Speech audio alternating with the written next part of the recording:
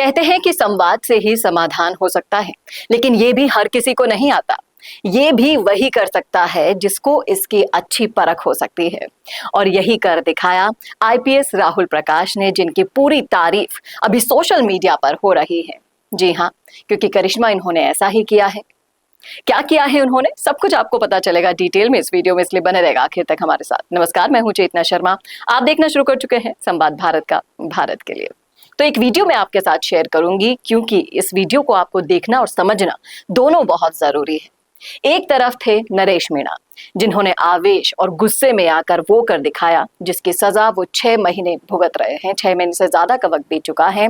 एक तरफ है ऐसा आईपीएस जिन्होंने नाराज हुए गुर्जरों को पटरी पर से किस सूझबूझ से हटाया है। आप खुद ही सुनिए उन्हीं की ज़बानी। जो बात थी और जो कर्नल साहब जो देखे गए अपने समाज को, वो ना पहले कभी कोई देखे गया और शायद आगे भी कोई नहीं देखे जा पाएगा। तो इस बात को एक तरीके से समाज के लिए भगवान के बराबर का दर्जा है उनका, जिस तरह से संघर्ष किया और जो देखे चले गए। कई बार हम मांगते रहते हैं, प्रयास करते रहते हैं, मिलता नहीं है, लेकिन उनकी रणनीति ऐसी थी, उनकी पकड़ ऐसी थी, उनका रुतबा ऐसा था कि वो काम करा के गए। ठीक है, इसीलिए हम सभी आज उनको बहुत सम्मान देते हैं। जब कर्नल साहब यहाँ पे आंदोलन करते थे 14, 15, 16 में यहाँ पे एसपी रहा हूँ, कई बार उनसे मिला हूँ, कई बार उनसे बात हुई है, तो इसलिए मैं उनको व्यक्तिगत तौर पे जानता हूँ। अब जहाँ बात बच्चों की थी, जो हमारे 372 वाले बच्चों की मांग उठाई, कहाँ गया बच्चा ये है, और बाकी और साथी लोग हैं। एक बात बड़ी छोटी सी और मोटी सी समझने वाली थी कि हम लोग यहाँ पे 372 पद पे नौकरी मांगने के लिए तो आए थे ना, जो हमारा अधिकार है हमें दे दो, जो मानते हैं हमारा अधिकार है। और जाकर के जब हम ट्रैक पे बैठ गए तो क्या होगा, उसका परिणाम पता है आपको? जीवन भर नौकरी नहीं मिलेगी। समझते हैं इस बात को? रेलवे एक्ट का मुकदमा लेगा तो जीवन भर नौकरी नहीं मिलेगी। तो हम कर क्या रहे हैं? और मैं इसलिए वहां से चल के आया। बात इसलिए पुलिस को नहीं जाना चाहिए, लेकिन मैं इसलिए चल के आया कि ये बच्चे अपने लिए कर क्या रहे हैं। और मैं धन्यवाद देता हूँ प्रधान जी का, मैं धन्यवाद देता हूँ प्रधान जी का कि इन्होंने सबसे पहले इस बात को समझा, वहां पे गए, आपको समझाया, और अधिकांश बच्चे तो मेरे ख्याल से आगे समझ के और बाकी को भी अब समझा के ले आए। काफी सारे बहुत बढ़िया। तो आप लोग इस बात को समझो कि एक तो प्रशासन, सरकार और समाज अलग अलग नहीं है। ठीक है, जो कोई हमारी मांगे होती है, जैसे कह रहे हम 7 साल या 17 साल से आप मांग कर रहे हो, 7 साल से मांग कर रहे हो, पूरी नहीं हो रही है, तो उसमें क्या दिक्कत है?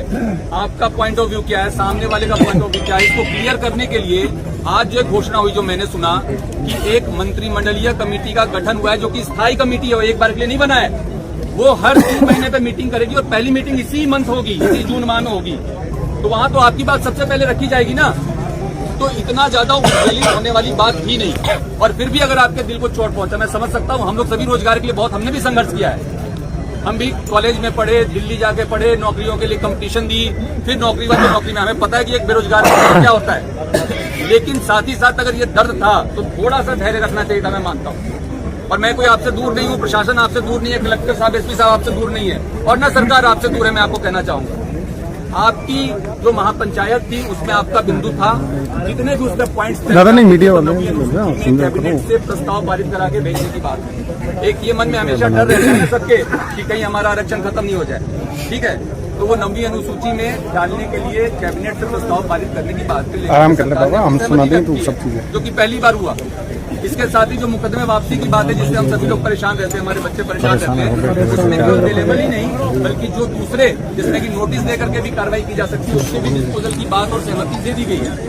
यम नारायण योजना में आपके संघर्ष समिति के जो प्रतिनिधि जो आप नामित करेंगे, उनको शामिल करने की बात हो गई है। कैबिनेट सब कमेटी में जो मीटिंग होगी उसमें आपके प्रतिनिधि जो नामित होंगे उनको शामिल करने की बात हो गई है। तो आप हर 3 महीने पे मिलोगे। आप जो कह रहे हो हमारी कोई बात नहीं सुन रहा, हमारी कोई बात नहीं समझ रहा, हमारी लॉजिकल बात है, तो हर 3 महीने पे सवाल पूछने का आपके पास मौका होगा। तो मेरी कोई बात पे आपत्ति है क्या? इस देश में गांधी जी, गांधी के देश के अगर गांधीवादी तरीकों को छोड़ करके हम दूसरे तरीके पे जाएंगे और बिना सोचे समझे जाएंगे तो अपना भविष्य अंधकार में डालेंगे। तो मेरे को बच्चों इतनी बात कहनी थी, आप सभी बहुत समझदार हैं, पढ़े लिखे हैं, मैं आपका बड़े भाई जैसा हूं। अगर आप बड़े भाई की राय को मानते हैं, अभी आप लोग जो भी यहाँ बैठ के अपना तय करेंगे नीति रणनीति, उसके बारे में मुझे कुछ नहीं कहना, लेकिन मैं कहूंगा कि जो भी निर्णय लिया करो उसमें अपना भला तो पहले सोच लिया करो, जिससे कि आपका बहुत भारी नुकसान नहीं हो जाए। तो इतनी सी बात कहनी थी, सबको बहुत बहुत धन्यवाद। तो देखा आपने किस तरीके से इस आईपीएस की सूझबूझ से जो हो सकता था होने को टाल दिया गया। एक ऐसी समझाइश की गई जिससे जल्द से जल्द पटरियां क्लियर की गई समाज की तरफ से, और कहीं ना कहीं उनके मन में संतुष्टि भी मिली कि अब कार्यवाही हो जाएगी। तो क्या कहते हैं आप उनकी इस पहल पर, कैसी लगी आपको बताइएगा जरूर कमेंट करके कमेंट बॉक्स में। और ऐसा ही वीडियो देखने के लिए देखते रहना है आपको संवाद भारत का, भारत के लिए। नमस्कार। भारत का सबसे तेजी से बढ़ता हुआ डिजिटल न्यूज चैनल, जिसका परिवार 4,17,000 लोगों से भी ज्यादा बढ़ रहा है, वो संवाद न्यूज चाहता है हर जिले और हर राज्य में मीडिया पार्टनर्स। तो अगर आप बनना चाहते हैं संवाद न्यूज के पार्टनर्स, तो कांटेक्ट करें नीचे दिए गए नंबर्स पर। इसके अलावा अगर आप वीडियो एडिटर बनना चाहते हैं या फिर न्यूज इंडस्ट्री में बतौर इंटर्न सब सीखना चाहते हैं, तो संवाद न्यूज के जयपुर हेड ऑफिस में काम करने के लिए संपर्क करें स्क्रीन पर दिए गए नंबर पर।